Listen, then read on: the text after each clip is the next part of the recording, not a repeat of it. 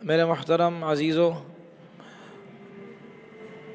خلافت راشدہ کی ابتدا حضرت ابو بکر صدیق رضی اللہ تعالی عنہ کے دورے سے اور زمانہ مبارک سے ہوتی ہے، اور اس خلافت میں ظاہر بات ہے کہ مراحل مختلف آئے اور اللہ کی طرف سے آزمائشیں آئیں۔ کہیں منکرین ختم نبوت کا فتنہ نمودار ہوا تو اسے کچلا گیا،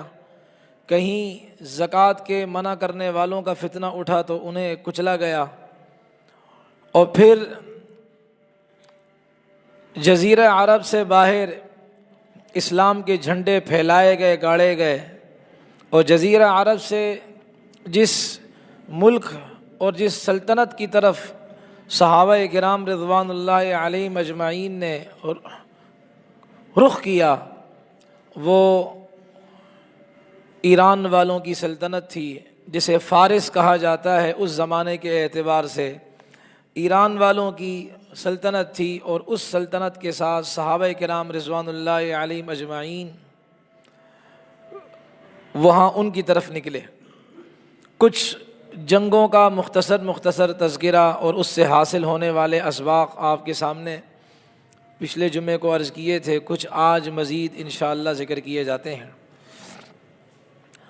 آخری عرض کیا تھا کہ معرکہ جو یعنی کہ پچھلے جمعے کے اعتبار سے کہ وہاں صحابہ کرام رضوان اللہ علیہم اجمعین نے اس علاقے کو فتح کیا تھا، عین التمر کا علاقہ۔ اس کے بعد ایک اور علاقہ ہے جسے دومۃ الجندل کہا جاتا ہے، دومۃ الجندل۔ یہاں حضرت خالد ابن ولید رضی اللہ تعالی عنہ، ان کو پتہ چلا کہ مختلف قبیلے والے اکٹھے ہو رہے ہیں، اور یہ بھی پتہ ان قبیلے والوں کو کہ حضرت خالد اب یہاں رخ کریں گے، تو مختلف قبیلے والے اکٹھے ہوئے، جیسے کہ اس میں غسان کا قبیلہ تھا، کلب کا قبیلہ تھا، زجاعم کا قبیلہ تھا، تنوخ کا قبیلہ تھا، اس طرح اور قبیلے تھے، وہ اکٹھے ہوئے مسلمانوں کے خلاف کہ مسلمان آئیں گے تو ہم ان کے ساتھ کیا کریں گے بھائی، مقابلہ کریں گے، ان سے قتال اور لڑائی کریں گے۔ خالد ابن ولید رضی اللہ تعالی عنہ وہ اپنا لشکر لے کر وہاں دومۃ الجندل اس طرف انہوں نے رخ کیا، تو دومۃ الجندل کے اندر دو بڑے بڑے سردار تھے ان کے۔ ایک سردار کا نام عقیدر بن عبد الملک آتا ہے، اور دوسرا جو سردار تھا جودی بن ربیعہ، یہ دو سردار تھے۔ تو عقیدر کو جب پتہ چلا کہ خالد ابن ولید آ رہے ہیں رضی اللہ عنہ، سیف اللہ وہ آ رہے ہیں، تو عقیدر نے اپنے ان ساتھیوں سے کہا کہ دیکھو بھائی، میری اپنی صلاح اور اپنی رائے یہ ہے کہ آپ مسلمانوں کے ساتھ صلح کر لو۔ اور اس کے دل کے اندر حضرت خالد رضی اللہ عنہ کا رعب تھا۔ اس نے کہا دیکھیں، جو خالد ہے یہ جس بھی قوم اور جس بھی لشکر کے خلاف لڑنے آتا ہے، چاہے وہ لشکر تھوڑا ہو یا زیادہ ہو، اس لشکر نے شکست کھانی ہوتی ہے جس کے مقابلے میں خالد ابن ولید آتے ہیں۔ اس لیے میری رائے اور میری صلاح یہ ہے کہ آپ ان سے صلح کر لو، ورنہ آپ شکست کھائیں گے۔ اور اس کے دل کے اندر میں نے عرض کیا کہ خالد ابن ولید رضی اللہ عنہ کا ڈر بیٹھا ہوا تھا، اور وجہ یہ تھی کہ نبی علیہ الصلوۃ والسلام کی زندگی مبارک کے اندر جب مسلمان تبوک وغیرہ کے علاقے کی طرف گئے تھے تو مسلمانوں نے یہ عقیدر کو کیا ہے وہ وہاں سے پکڑا تھا، اور رسول پاک علیہ السلام کے پاس لایا گیا عقیدر کو۔ تو اس نے نبی علیہ الصلوۃ والسلام سے وعدہ کیا کہ میں آئندہ مسلمانوں کے خلاف نہیں نکلوں گا،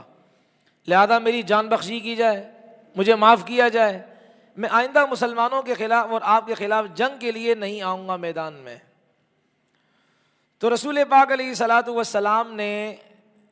کیا کہا، آپ علیہ الصلوۃ والسلام نے ایک لکھ دیا، ایک پرچہ جو بھی ہے اس پر کہ ٹھیک ہے آپ کو میں امن دیتا ہوں، پناہ دیتا ہوں۔ اور یاد رکھیں امن اس صورت میں ہوتا ہے کہ جب جس کو امن دیا جائے وہ یہ معاہدہ کرے کہ میں سلطنت کے خلاف، اس ملک کے خلاف، اس کے قوانین کے خلاف کوئی اپنی نقل و حرکت نہیں کروں گا، میں اس ملک اور اس سلطنت کے ماتحت رہوں گا، اور یا یہ کہ جس ملک کے ساتھ معاہدہ ہو میں ان کے خلاف نہیں آؤں گا۔ تو عقیدر نے یہ رسول اللہ کے ساتھ وعدہ کیا، اور دیکھیں وعدہ ہوتا ہے، مرد جو ہوتا ہے نا وہ اپنی زبان کا پکا ہوتا ہے۔